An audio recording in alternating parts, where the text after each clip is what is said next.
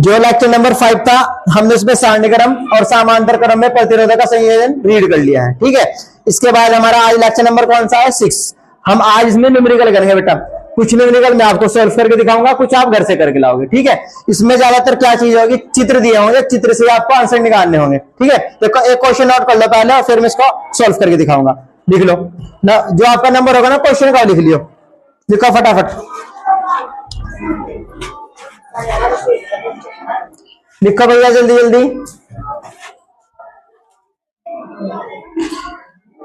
निम्न चित्र की सहायता से, निम्न चित्र की सहायता से कुल प्रतिरोध ज्ञात कीजिए।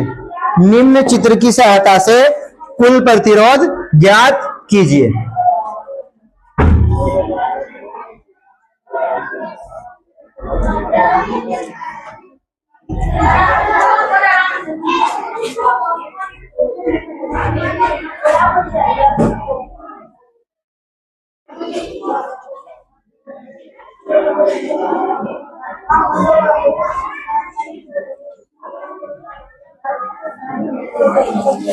ये बेटा आपका चित्र है, जब क्वेश्चन नोट करोगे तो कर लियो। ठीक है, अब यहां देख लो पहले बेटा, देखो मैंने एक चीज आपको बताई थी, क्या? जब प्रतिरोध एक के बाद एक जुड़े होंगे, जब प्रतिरोध क्या एक के बाद एक जुड़े होंगे, उसको बोलते हैं सारणी क्रम। क्या बोलते हैं? सारणी क्रम। सब बच्चों को याद है ना?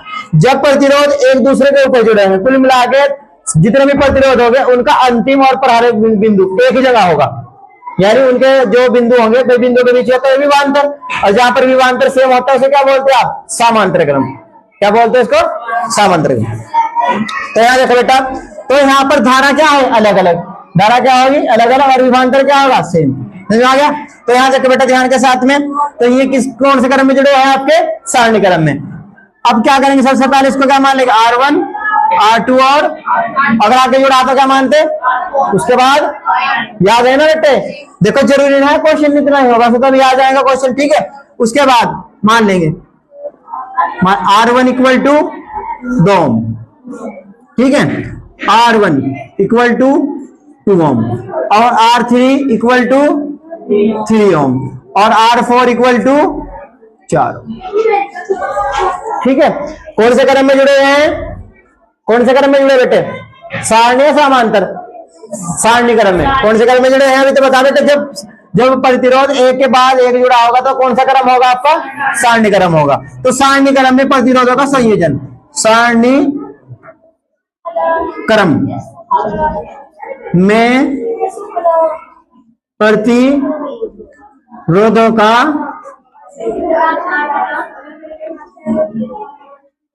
संयोजन, ये लिख लेंगे बेटे।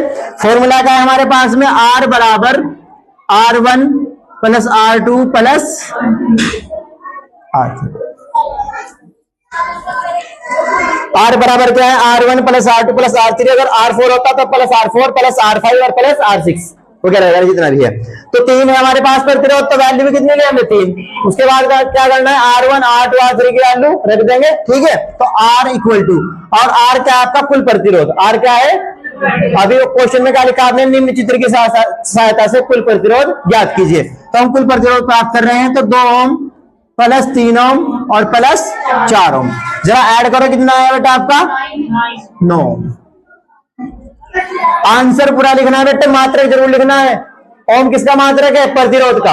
ओम किसका मात्रक है? प्रतिरोध का। हो गया? नोट कर लो। तो बेटा ये चीज समझ में आ गया आपके? तो अभी क्या बताया कि प्रतिरोध जब ऐसे जुड़े होंगे तो कौन सा क्रम होगा? सारणी क्रम। यहां से ये सबने नोट कर लिया, बस कर दूं? तो बेटे जब ऐसे जुड़े होंगे तो कौन सा क्रम है?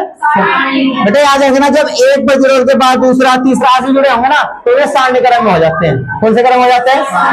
इस क्रम में जब प्रतिरोध जुड़े होंगे तो उनके सिरे के बीच क्या होगा? विभवांतर क्या होगा? बिल्कुल सेम। हटा दो जी।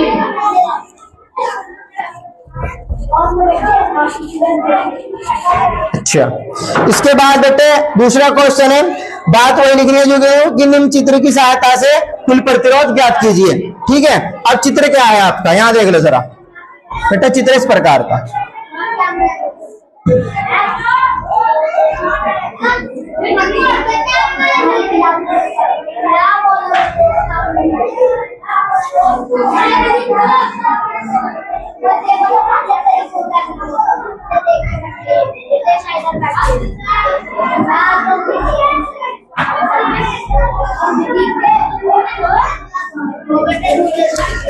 देखो बेटा, आपको एक चीज दिख रही होगी, इन तीनों प्रतिरोधों के जो आपके प्रारंभिक बिंदु है और अंतिम बिंदु है वो क्या है, समान है। तो समान होकर विभवांतर कैसा होगा, सेम, यानी तीनों पर विभवांतर कैसा है, सेम। तो धारा कैसी होगी, अलग अलग। धारा क्या होगी, अलग अलग, यानी कौन से क्रम में जुड़े हैं, समांतर क्रम में। समांतर क्रम में जुड़े हैं बेटा, याद रखो। देखो ये यहाँ पर दिया है नॉर्म, ये भी यहाँ पर दिया है नॉर्म, और ये भी दिया है यहाँ पर। बेटे करना क्या है, कुल प्रतिरोध या तुल्य प्रतिरोध बोलते हैं क्वेश्चन में। क्या बोला जाता है, कुल प्रतिरोध ज्ञात कीजिए या तुल्य प्रतिरोध ज्ञात कीजिए। सबसे पहले वही चीज बेटे क्या करेंगे, मान लेंगे। क्या मान लेंगे, इसको मान लेंगे R1 9 ओम, उसके बाद R2 9 ओम, R3 भी हमारा कितना हो गया है, 9। ठीक है, समांतर क्रम में, समांतर क्रम में प्रतिरोधों का संयोजन, प्रतिरोधों का संयोजन। क्या बेटा, यहां देखो ध्यान के साथ में, R बराबर, और ये R ना होकर क्या होता है, 1/R। 1/R बराबर 1/R1 plus 1/R2 plus 1/R3। बेटे देखो ये दोनों फॉर्मूले याद करने हैं आपको। सारणीकरण के लिए अपॉन में नहीं होता, डायरेक्ट R बराबर R1 plus R2 plus R3। समांतर क्रम में क्या होता है, 1/R बराबर 1/R1 plus 1/R3, sorry 1/R2 plus 1/R3, जितने भी होंगे आपके प्रतिरोध, आगे तक चला जाएगा। समझ आ गया। उसके बाद क्या होता है, सबसे पहले आपने मान रखा है R1 R2 R3 के क्या कर देंगे, वैल्यू पुट कर देंगे। तो यहाँ से 1/R इक्वल टू, बेटे देखो 1/9 प्लस 1/9 प्लस 1/9। रीजन क्या है, R1 R2 R3 की वैल्यू क्या है, 9, सबकी 9 है। ठीक है, अब इसके बाद बेटा आपका बेसिक कैलकुलेशन है आपकी मैथमेटिक्स की। ऐसे संख्या को जोड़ने के लिए जो आपका देखो ये होता है अंश और ये होता है हर। अंश बटे हर बोलते हैं, जिसे बोलते हैं भिन्न। निचले वाली संख्या का क्या लिया जाएगा, एलसीएम, क्योंकि सेम संख्या तो एलसीएम कितना आ जाएगा, 9 समझ आएगा। ऊपर 1 प्लस 1 प्लस 1, तो 1/R इक्वल टू ये कितना आ जाएगा, 3/9। जब डिवाइड करोगे तो ये काट देगा बेटा इसको, 1/R इक्वल टू 1/3, कट गया ना बेटा। देखो यहाँ पर 1 हो गया, यहाँ पर होगा 3, इसको हमने डिवाइड कर दिया। ठीक है, तो कितना हो गया यहाँ पे, 3। इसके बाद अब यहाँ देख रहे बेटा, यहाँ पर क्या होता है, बहुत से बच्चे यहाँ कन्फ्यूजन, 1/R इक्वल टू 1/3।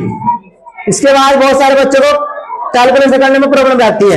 होता क्या है, इसके साथ और इसके साथ मल्टीप्लाई कर देते हैं, इसको बोलते हैं क्रॉस मल्टीप्लाई। क्या बोलते हैं, क्रॉस मल्टीप्लाई। कैसे करेंगे, तो 3 के यहां करेंगे 3 हो जाएगा, जब R की करेंगे तो R, तो 3, और इसका मात्रा क्या होता है आपका, ओम। ये क्या हो गया बेटा, इस तरीके से प्रतिरोध जुड़े हुए थे। हमने चित्र से देख के पहचान लिया कि भाई सभी प्रतिरोधों का प्रारंभिक और अंतिम बिंदु क्या है, सेम है। जब इस प्रकार प्रतिरोध जुड़े होंगे तो उनको बोलते हैं समांतर क्रम में, और समांतर क्रम में विभवांतर आता है सेम, और धारा होती है अलग अलग। फॉर्मूला क्या काम करता है, 1/R बराबर 1/R1 plus 1/R2 plus 1/R3। बेटे हमने पहले ही प्रतिरोधों का संयोजन का सूत्र निकाल लिए हैं। कौन से क्रम में, सारणी क्रम में और समांतर क्रम में। नोट करने से बच्चों ने बेटे देखो वीडियो पुश करके भी नोट कर सकते हैं। ठीक है, आराम से पुश करो और नोट कर लो। ठीक है, और सभी बच्चे बेटे ध्यान दे, इसमें एक बहुत बारीक चीज है, समांतरकरण और सारणीकरण। इसमें क्या रहता है, जिस बच्चे ने पहचान लिया वो आराम से सवाल कर लेगा। जब भी प्रतिरोधों के सिरे अलग अलग होंगे, यानी वो कौन से, सारणीकरण में। जब सेम होंगे, यानी जहां एक जुड़ा है पहले नंबर पर, दूसरा नहीं जुड़ा और अंतिम बाद में उसका हो, यानी कुल मिलाकर विभवांतर क्या होगा, समान। जब विभवांतर समान होगा बेटे, विभवांतर क्या रहता है, दो बिंदुओं के बीच का डिफरेंस होता है। तो जब दोनों बिंदु सेम है तो दोनों का डिफरेंस सेम होगा, यानी विभवांतर क्या है, समान। ठीक है, इसके बाद हमारा नेक्स्ट में निकाले बेटे, इसके ऊपर भी यही बात लिखी हुई है कि चित्र की सहायता से कुल प्रतिरोध ज्ञात कीजिए। तीसरा प्रश्न है हमारा बेटे, तो देखो ध्यान के साथ में कैसे सॉल्व करेंगे।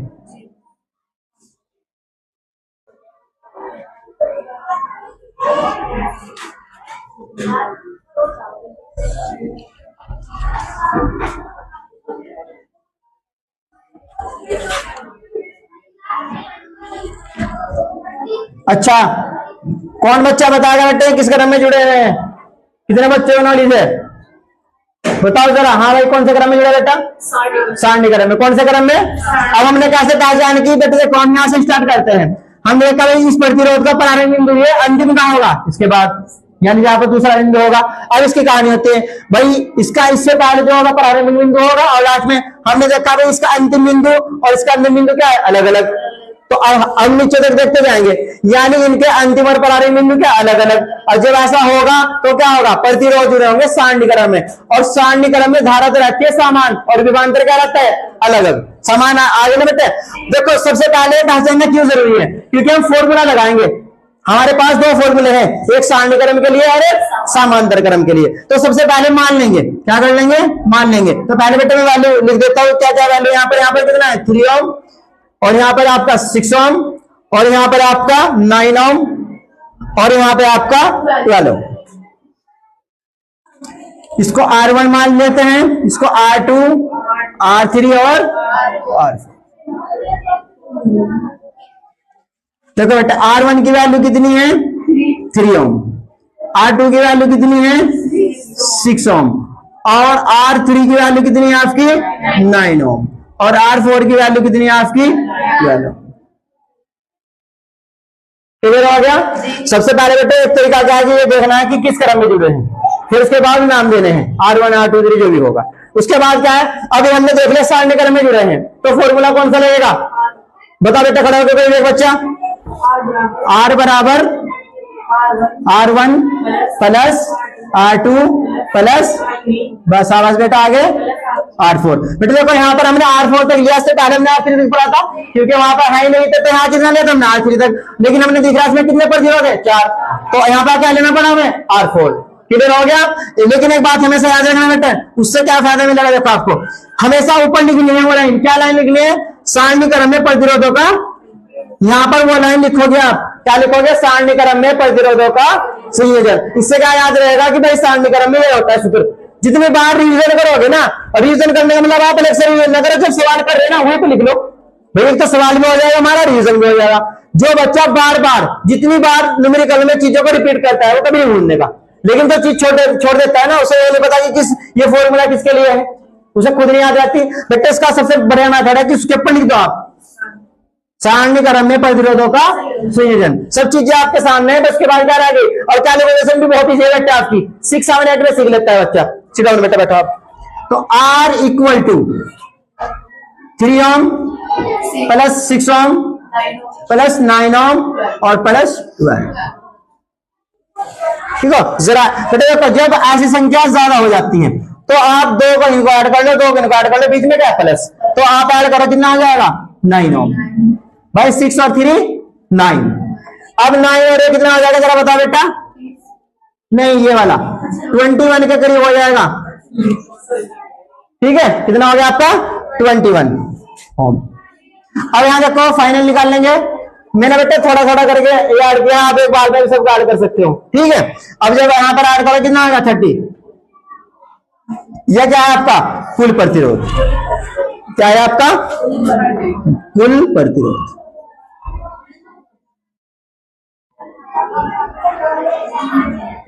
और क्या लिख सकते हैं यहां पर, तुल्य प्रतिरोध। समझ में आएगा सब बच्चों के, हाँ भैया, भैया सबने नोट कर लिया, चलो बहुत अच्छी बात है। घर जाकर एक बार और बेटे इसको देख लेना, आप रिवाइज करते रहना, ठीक है। और रिवाइज का मतलब ये नहीं है कि आप बार बार इसको वीडियो पे देखो, रिवाइज करने का मतलब ये है आपने जब एक बार वीडियो से समझ लिया ना, तो आप इसे बैठकर अपने रफ रजिस्टर में जब आपकी समझ में आ गया तो रिवीजन करना है आपको। ठीक है, आप फिर कॉपी साइड में रख दो और करके देखो कि कैसे सॉल्व होती है चीजें। उसके बाद नेक्स्ट न्यूमेरिकल देखो बेटे, क्वेश्चन के ऊपर यही बात लिखी हुई है कि निम्न चित्र की सहायता से कुल प्रतिरोध ज्ञात कीजिए। ये थोड़ा अलग प्रकार का है सवाल पर।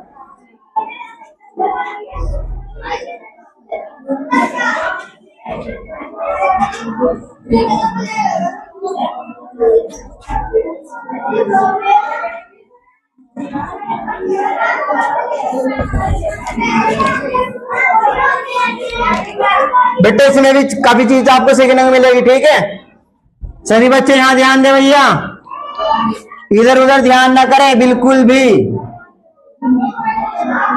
अगर सीखना है आपको साइंस में प्रैक्टिसिटी तो आ जाइए MS लाइफ 00 पर।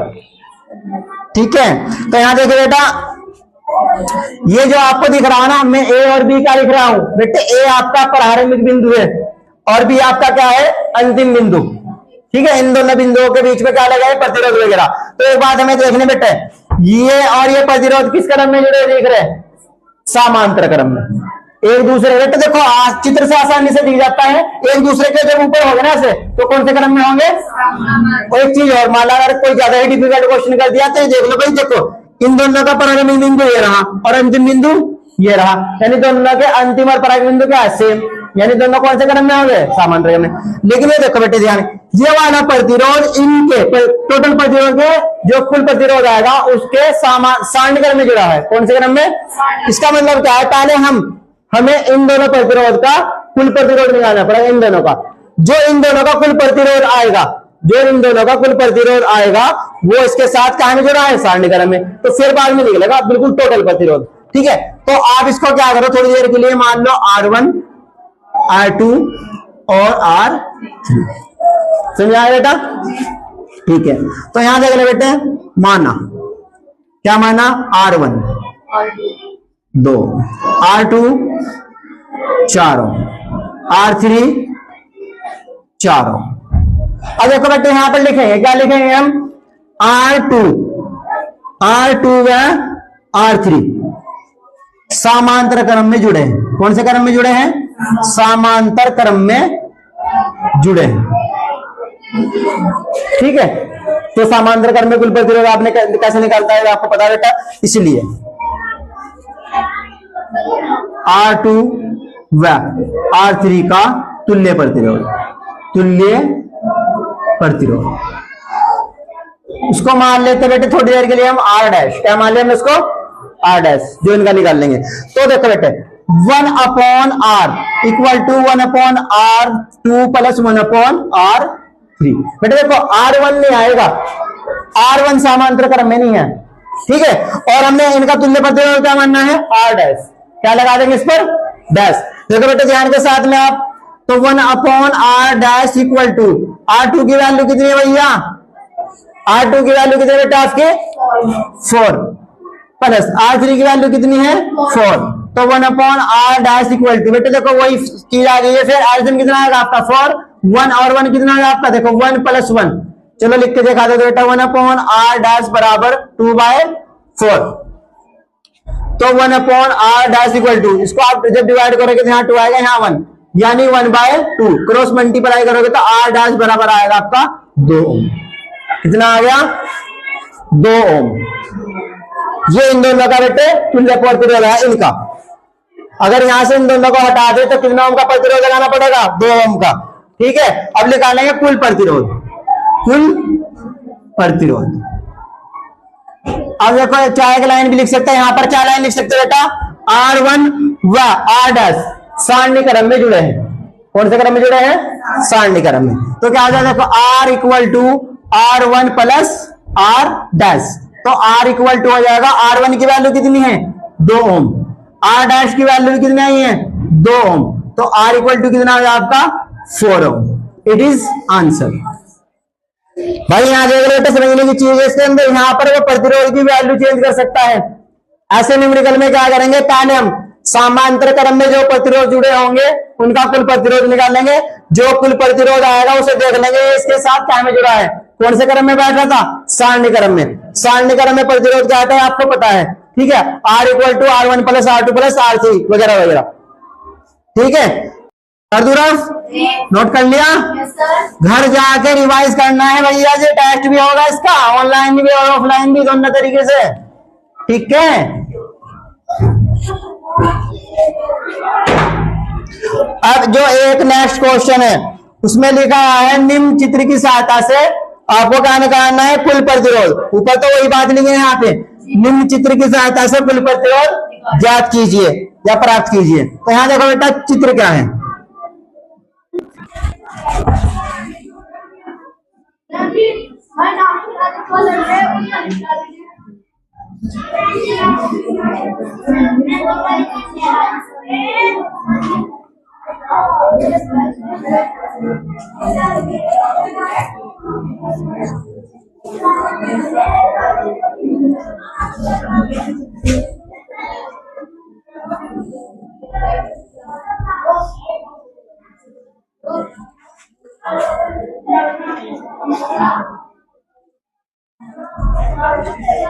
बेटा एक चीज याद रखना, ये सेम ऐसा क्वेश्चन है जैसे अभी क्या है, ये आपको खुद करना है।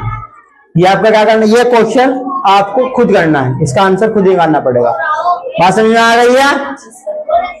तो खुद जा